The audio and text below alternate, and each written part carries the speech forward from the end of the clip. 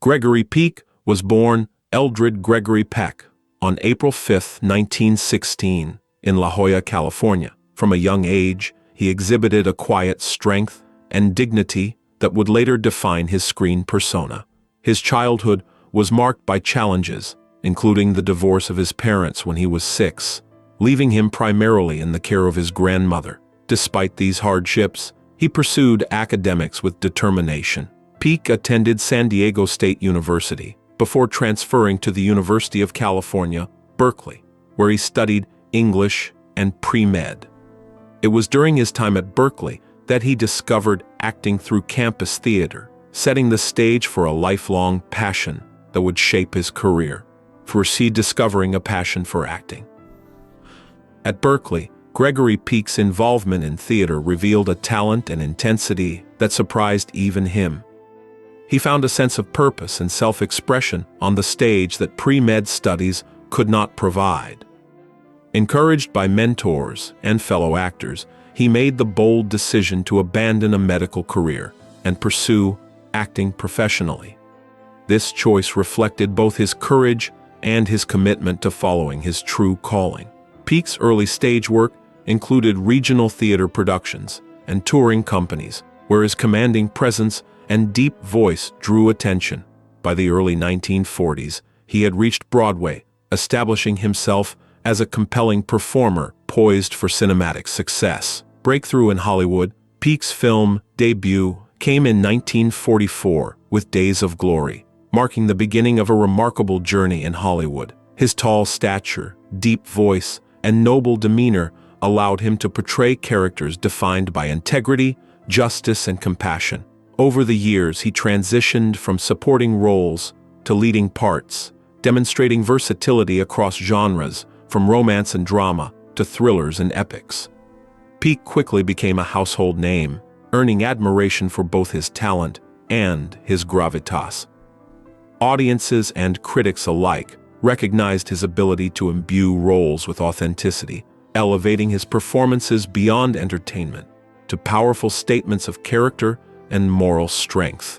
Iconic role as a symbol of justice, perhaps Peck's most enduring performance came in 1962 with his portrayal of Atticus Finch in To Kill a Mockingbird, based on Harper Lee's Pulitzer Prize-winning novel. Finch, a principled Southern lawyer defending a black man unjustly accused of rape, became a symbol of moral courage. Peck's portrayal was universally acclaimed, earning him the Academy Award for Best Actor.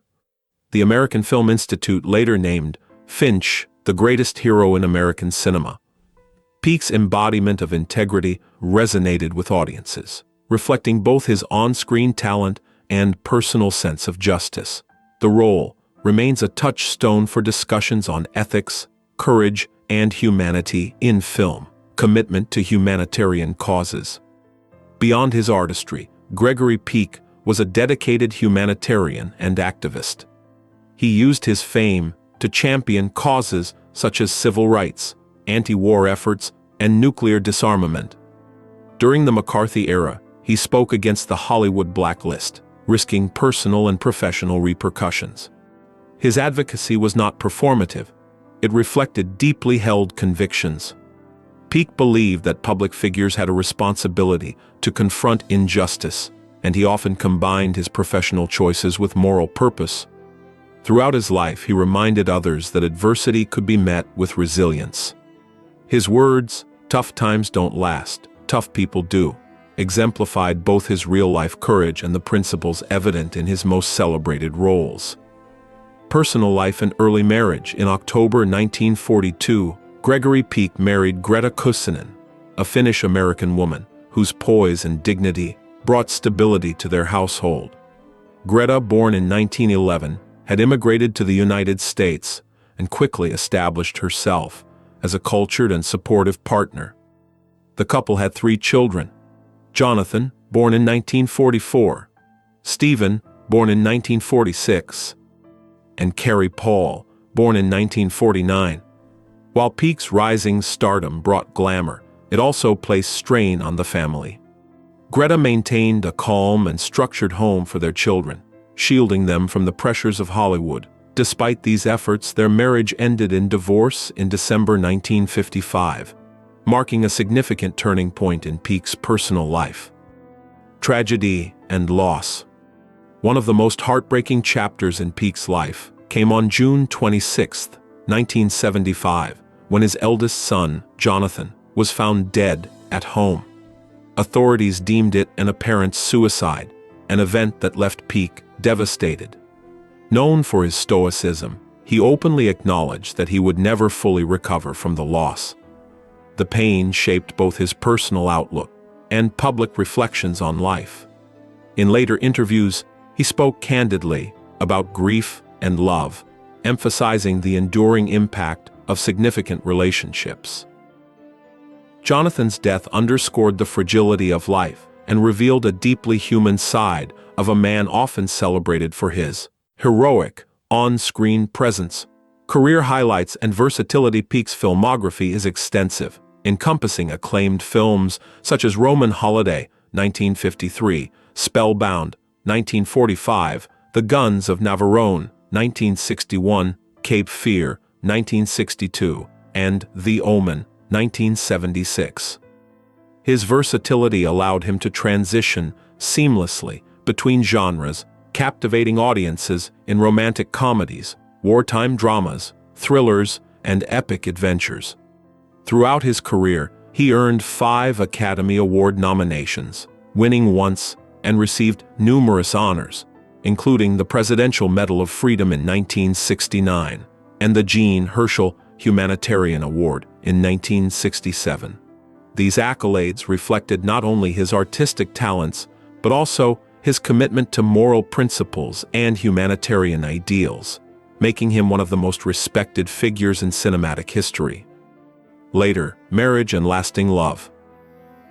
In 1955, Peck married Véran Pisani, a French journalist and philanthropist. Their relationship endured for nearly 5 decades, providing the love and companionship he cherished. In his final years, Peck shared a hidden tenderness with the public, revealing a lifelong love that had remained private. Véran's presence at his deathbed in Los Angeles symbolized the enduring bond they shared. Through her support, Peck found personal happiness that complemented his professional achievements. Their life together highlighted the importance of loyalty, understanding, and shared values, reinforcing the depth of his character both on and off screen. Passing and legacy. Gregory Peck passed away peacefully on June 12, 2003, at the age of 87 from bronchopneumonia. His death marked the end of an era, and he was laid to rest in the Cathedral of Our Lady of the Angels in Los Angeles, a modern cathedral serving as the mother church of the archdiocese. Peck's funeral drew a remarkable assembly of Hollywood figures, including Sidney Poitier, Brock Peters, Michael Jackson, Angie Dickinson, Harrison Ford, and many others, reflecting the wide-reaching impact of his life and work. The event honored not only his career, but also the moral courage, compassion, and dignity he consistently embodied. Enduring influence and memory, Peck's life and career left an indelible mark on cinema and society. His portrayals of principled, courageous characters inspired generations of audiences and actors alike. Beyond his films, his humanitarian efforts and advocacy for justice demonstrated that celebrity could serve a greater purpose. Friends, colleagues, and admirers remember him as a man of quiet strength, moral conviction, and deep emotional resonance. Even decades after his passing, the lessons embedded in his work, integrity, empathy, and resilience, continue to resonate, ensuring that Gregory Peck remains a symbol of both artistic excellence and unwavering human dignity.